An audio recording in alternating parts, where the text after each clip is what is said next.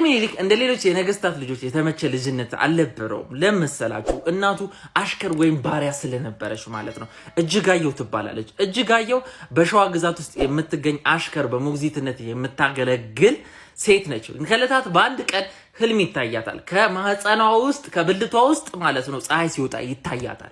ታላቅ ሰው ልትወልድ ነው። ስለዚህ ይሄ በረከት ይረሰን ትልና በጊዜው የሸዋ ገዢው የታላቁ ሰው የሳህለ ስላሴ ሚስት የነበረችው በዛብሽ ይሄን ወሬ ስትሰማ ነይ እስቲ አንቺ ትላትና የአፄ ሚኒሊክ እናት ማለት ነው እጅጋየሁን ወይም አሽከሯን ተጠራትና እዚህ ጠብቂ ትልና ሩም ታስይዛታለች ማለት ነው። እና ሩም ታስይዛትና ለምትወደውና ለትንሹ ልጇ ለሆነው ለሰይፉ ፋንታሁን አይደለም ለሰይፉ ማለት ነው ሂድና ያው ፀሐይ ይወጣል ተብሏል፣ ጥሩ ልጅ ትወልዳለህ፣ ትባረካለህ፣ እንደዚህ ብላ ትልከዋለች። እሱ ማለት ነው ጠቅጠቅ ጠቅጠቅ እንደዛ እኮ ነው ስትልከው ጀለሶዬ ያበደ ፎንቃ ላይ ነው ማለት ነው። ከአንዷ እንግዲህ ከመመስለው ጋር ፍቅር ይዞታል። ብቻ ሰይፉ ይሄድና ለታላቅ ወንድሙ ለኃይለ መለኮት ማለት ነው አንቺ በያ ኧረ ብራዘር ታላቅ ወንድሜና አንተ በቃ ያው ማዘር እኮ አለፋታ አለችኝ ያው ማልፈልገው ሰው እኔ ታውቃለህ ሰብለና አፈቅራታለሁ። ሰብለ አይደለችም ሚስቱ አላቅም ጌጤም ትሁን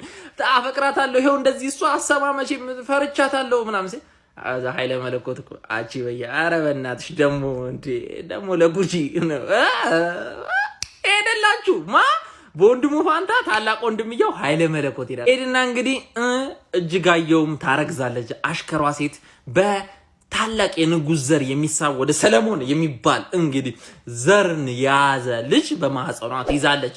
እሱም ይወለዳል። ሲወለድ አያቱ ይመለከተውና ሳህለ ስላሴ ሌላ ጊዜ ስለሱ ቪዲዮ ሰራላችሁ። በጣም ትልቅ ሰው ነው። እሺ የሸዋ ገዢ ነው የነበረ ነው ሳህለ ስላሴ።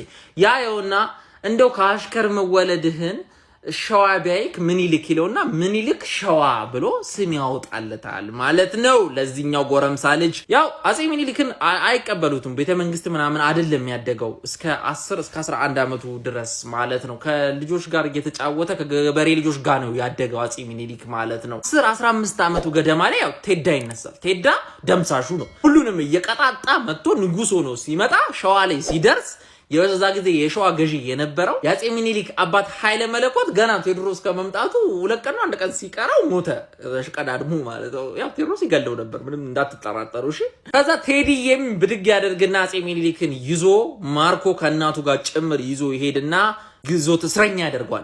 የቁም እስረኛ ያደርጓል። የቁም እስረኛ ወጥቶ ስልጣን ምናምን ይቀናቀናል። ያው ለዛ ነው የማይፈልጉት ያስሯቸዋል። የነገስታት ቤተሰቦች ይታሰራሉ አንድ ላይ እና ሚኒሊክም ታሰረ። ነገር ግን እንደዛ ስላችሁ አፄ ቴዎድሮስና አፄ ሚኒሊክ ግማል እልም ያለ ፎንቃ አለባቸው። ሁለቱም በጣም ነው የሚዋደዱት። እንደ አባት ነው ያሳደገው ማለት ነው ከልጁ ሳይለይ። መጨረሻ ላይም ሴት ልጁን ማለት ነው አልጣሽን ድሮለታል። ቴዎድሮስ ለሚኒሊክ ልጁን ድሮለታል። ምንም ፎንቃ ቢሰሩም ያው መስመር ላይ ነው የተገናኙት። አፄ ሚኒሊክ 21 አመት ሲሆነው አመለጠ ከእስር ቤት ከአፄ ቴዎድሮስ ማለት አምልጦ ሄደ።